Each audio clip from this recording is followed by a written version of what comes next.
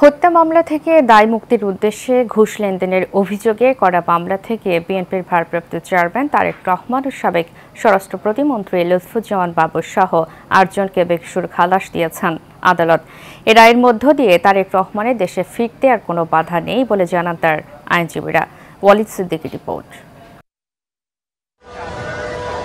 ১/১১ সময় খুন হয় বসুন্ধরা গ্রুপের পরিচালক হুমায়ুন কবির সাব্বির হত্যা মামলায় এক আসামিকে দায় মুক্তি দেওয়ার উদ্দেশ্যে ২১ কোটি টাকা ঘুষ গ্রহণের অভিযোগে বিএনপির ভারপ্রাপ্ত চেয়ারম্যান তারেক রহমান, সাবেক স্বরাষ্ট্র প্রতিমন্ত্রী লুৎফুজ্জামান বাবর সহ 8 জনের বিরুদ্ধে মামলা করে দুদক। এ মামলায় দীর্ঘ ১৭ বছর পর বিচারিক আদালত থেকে খালাস পেলেন তারেক রহমান, লুৎফুজ্জামান বাবর সহ 8 জন। বৃহস্পতিবার বিশেষ জজ আদালত ৩ এই রায় ঘোষণা করেন।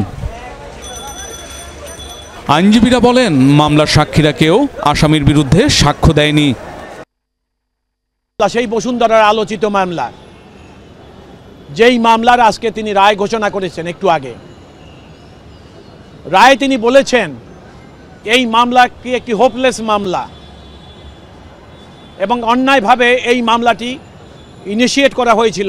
বিচারিক আদালতে তারেক রহমানের নামে আর কোনো মামলা নেই এমনটা জানান তার আইনজীবীরা। জাতীয়তাবাদী শক্তিকে দমন করার জন্য অসৎ উদ্দেশ্যে যে মামলা একের পর এক আপনারা দেখছেন খালাস হচ্ছে, যেহেতু এখন বিচার বিভাগ স্বাধীন, নিরপেক্ষ এবং কোনো রকম প্রভাব ব্যতিরেক এই মামলাগুলোর রায় হচ্ছে। তারেক রহমানের আজকের এই মামলা রায়ের মাধ্যমে আমার জানা মতে ওনার বিরুদ্ধে আর বড় কোনো মামলা নাই। এখন তিনি ইভেন দেশে ফেরত আসার জন্য অপেক্ষায় আছেন, দেশবাসী তাকে গ্রহণ করার অপেক্ষা আছেন। সেই অবস্থাটা এখন অনেকটা ফ্রি হয়ে গেল।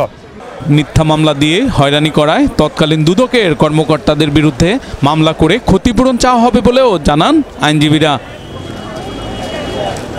Walid Siddiqui, Asian television, Dhaka.